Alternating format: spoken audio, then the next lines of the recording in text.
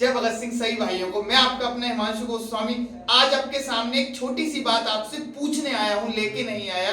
शिक्षा का क्या अर्थ होता है भाइयों बहनों?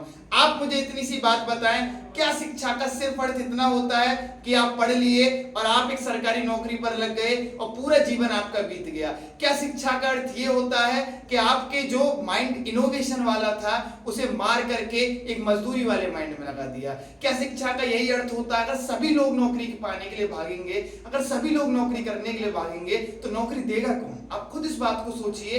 एक बच्चे के माइंड में शिक्षा का अर्थ सिर्फ इतना ही हो गया है, किताबों को पढ़ो रटो नौकरी पे चले जाओ। क्यों शिक्षा के अर्थ में इनोवेशन खत्म हो गया है? क्यों शिक्षा के अर्थ में बच्चे के दिमाग में जो आता था ना, काल्पनिक चीजों को जो वास्तविक बनाता था, वो सारी चीजें खत्म हो गई है। आदर खत्म होता जा रहा है, सम्मान खत्म होता जा रहा है। ये हम किस शिक्षा के पीछे भागने लग गए हैं? जब 24 साल का युवा ये सोचता है बैठ करके कि ये फॉर्म नहीं, वो फॉर्म नहीं, ये नहीं, वो नहीं, और तमाम टेस्टों में नहीं क्वालिफाई कर पा रहा, एक बेरोजगारी के मंजर से गुजर रहा है एक 24 साल का युवा।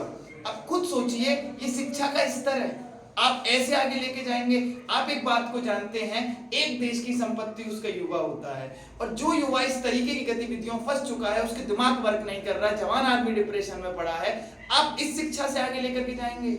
आप खुद सोचिए, हम किन देशों को कंपीट करने निकले हैं, किन देशों को बीट करने निकले हैं? क्या हम इस शिक्षा से आगे लेके जा पाएंगे? आज हम टेक्नोलॉजी के मामले में किस स्तर पर हैं? आप बताइए, अगर हम ब्रेन के इनोवेशन को वहीं की वहीं मार देंगे, कुछ तो क्या कहते हैं, स्टेट बोर्ड की शिक्षा ही मार देती हैं, सरकारी स्कूलों की शिक्षा ही मार देती हैं। शिक्षा का वास्तविक अर्थ है क्या?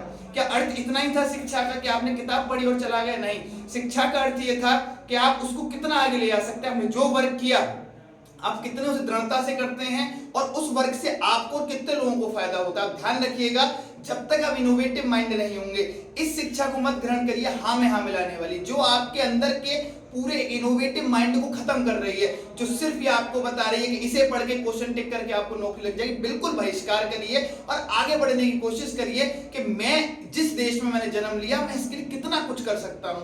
अगर मैं ब्रेन से लेकर के चलूं, आने वाले बच्चों के लिए स्किलफुल शिक्षा पारित करी जाए तो कितना अच्छा रहेगा। जो बच्चे सोचिए 12वीं के बाद नहीं सोच पा रहे उन्हें क्या करना है, हम इस देश में रह रहे हैं, हमें ये समझना पड़ेगा, बच्चे से बचपन से बच्चे की स्किल को पकड़ना पड़ेगा, उस पर वर्क कराना पड़ेगा, तभी हम हर क्षेत्र में आगे बढ़ पाएंगे। ध्यान रखिएगा, युवा के हाथ में ही देश होता है। आपने बहुत बार सुना भी होगा कि तलवारों की धारों पर इतिहास हमारा लिखता है, जिस ओर जवानी चलती है उस ओर जमाना चलता है। आप सोच करके देखिए, जवानी किस ओर जाएगी? तो शिक्षा के अर्थ को समझिए, और उसी पे फाउंडेशन वर्क कर रही है कि शिक्षा को कैसे भी स्किलफुल बनाया जाए और देश को आगे लेके जाया जाए। इसी के साथ जय हिंद, जय भारत।